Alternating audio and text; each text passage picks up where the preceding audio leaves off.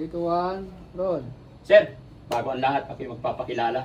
Opo. Baka hindi pa ako. Ako si Daddy Frankie. Ako sa Butite. At syempre, naka-video tayo. Oo. I-upload ko to sa aking Facebook page ko, YouTube. Okay na? Kung problema sir, okay lang. Okay. Okay lang. So, bago natin simulan, gusto Oo. kong magpakilala ka muna sa ating mga followers, sa mga hindi pa nakakakilala. Please, Oo. introduce yourself. Magandang hapon sa lahat o magandang gabi sa lahat sa mga sa ibang bansa.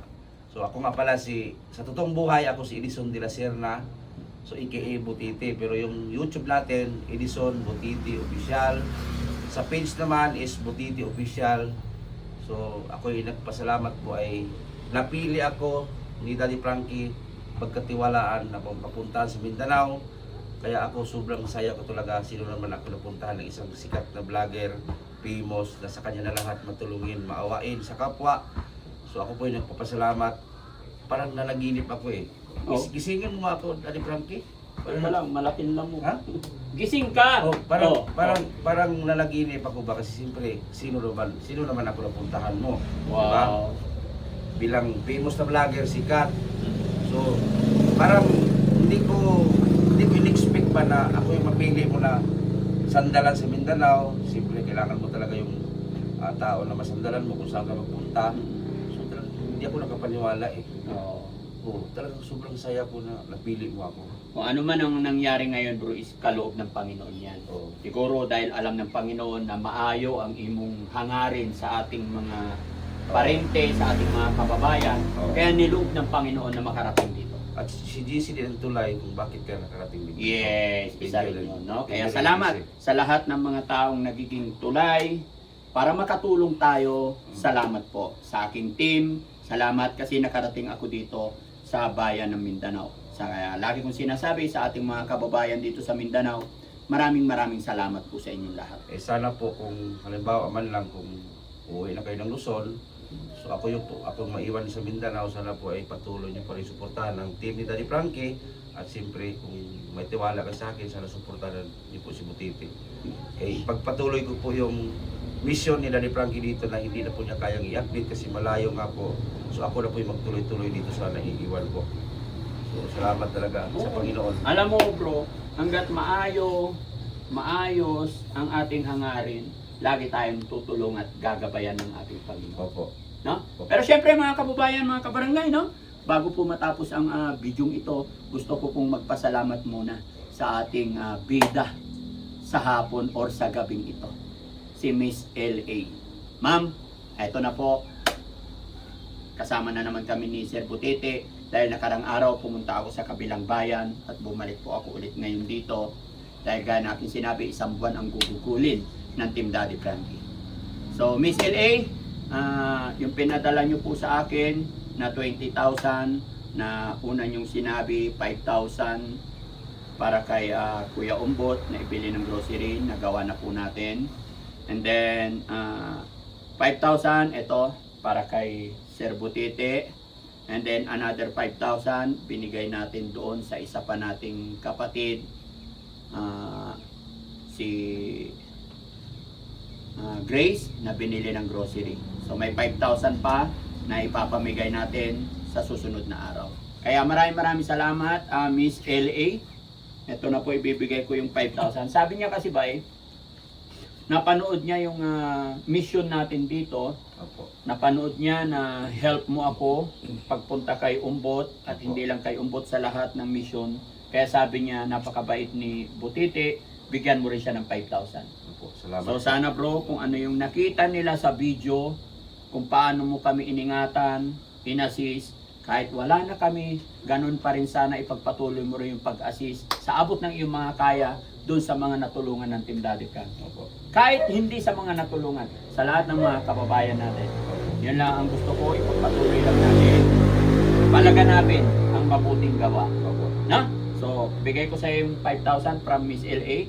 1, 2, 3, 4, 5,000. Salamat po, Miss Edie, sa binigay niyo po ng 5,000.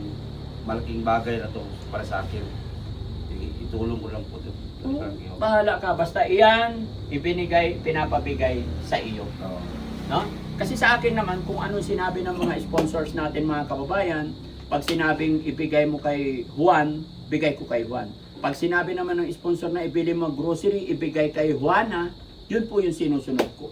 At kaya kung mapapansin yung mga kababayan, pag may pinabigay ang sponsor, binibilang po talaga sa harapan ng taong gusto nilang pagbigyan. Hindi po yun para ipagyabang or para pagpasikat ba? Hindi po. Ginagawa ko po yun mga kababayan for transparency. Ganon din po pag sinabi nilang grocery para alam din ng sponsor natin.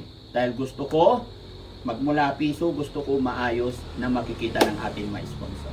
So, maraming salamat. Ang masasabi mo ba eh? Para Ba't umiiyak ka na? Hindi, ano ko ba kasi siyempre, mamimiss ko kayo eh. Kasi nung una kasi nung pag-uwi ninyo, akala ko hindi na kayo babalik. So bumalik pala, so talagang bukas siguro uwi na kayo. Hindi bukas. pa, ikaw naman. Akala ko uwi na kayo bukas eh. Nasasanay na kasi ako na kasama kayo lagi, Oo. mga team. Nasanay na ako ba? So siyempre malungkot ako pag wala na kayo. Ano bang meron ng Team Daddy Frankie bro pag kasama sa Siyempre, mission?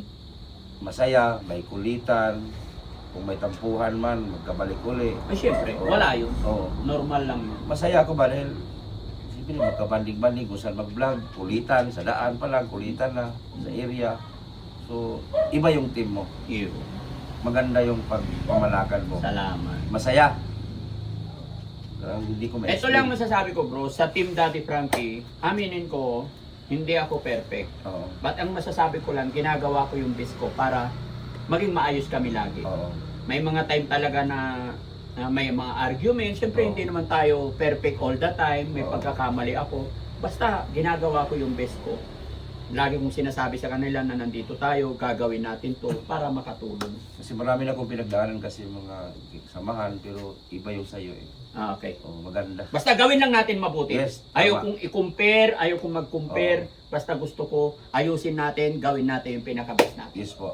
Mabuhay po lahat mga kababayan, no? Mabuhay Salamat. po lahat ng mga kababayan natin dito sa Mindanao. Salamat po talaga sa inyong lahat. Napakainit na pagtanggap nyo sa Team Daddy Frankie. At syempre, salamat sa sponsors natin, mga sponsors natin. Kay Ate Perla, Lagak Bermudez, maraming salamat. Kay Ma'am Divina Brown, kay Ma'am Jenilita Kilding, maraming salamat po.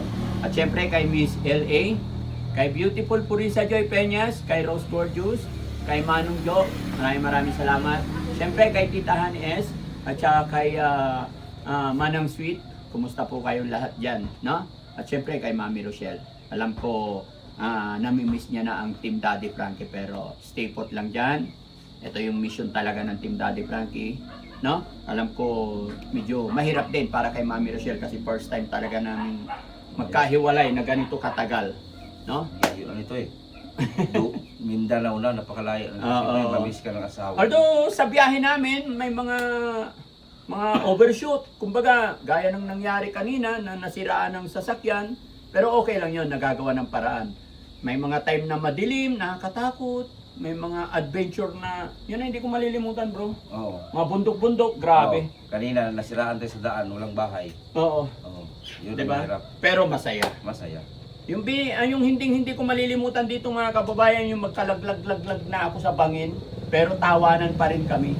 Kasi itong si Kuya Rizky, nahawakan ko ba naman yung short niya eh, labas ang puwet. Kaya instead na mahadlok ko, dili na ako makahadlok. Oh, makatawa na po ko. Oo. Di ba? Tsaka gustong-gusto ko dito kasi gusto kong matuto ng magbisaya. Kaya Yes. dapat binibisaya mo ko. Kaya nga, magbisaya na tayo simula ngayon. Oo. Kasugod ka ron. Oo, adya pag sulti ng Tagalog ha. Oo, magbisaya ta. Bisaya ta. Para makabalo ka. Kabalon ako. Oo. Kapita. Oo. Daghang lamok, oy. Dagko kayo. Kadag ko ang lamok. No? So yan mga kababayan, maraming salamat po. Thank you po kay Miss LA. Maraming salamat po. Okay? Mamili, salamat po Mamili at sa lahat ng viewers, sponsor, maraming salamat po. Yon. At syempre mga kababayan, Edison Butiti official sa kanyang Facebook page. YouTube. I-support. Ha? Edison Butiti Official sa YouTube. Oo. Sa page naman, Butiti Official. Bakit Butiti kasi? Pugi ka naman. Katawan ko dati parang sumamos. Oo. Tapos nung nag security guard ako ng Metrobank, bigla akong lumubo. Oo. Eh ngayon, Bininyagan akong pangalan, OFW sa Canada, si Dudong Albert, taga Canada. Natuluyan, Butiti. Naging butiti Oo, talaga. hanggang ngayon, natuluyan. Butiti na. O, hindi ko na pwedeng baguhin kasi nakalagay na sa amin.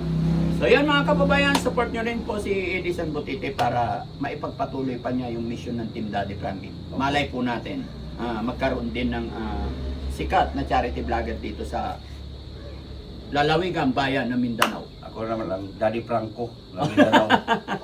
Franco ng Mindanao. At syempre mga kababayan, syempre lalong-lalo na dito sa Mindanao, okay, maglalambing din po. Lahat po ng aking team, may kanya-kanyang page po yan. May kanya-kanyang YouTube din po sila. Support nyo rin po sila, no? Para naman mas lumawak yung aming pagtulong.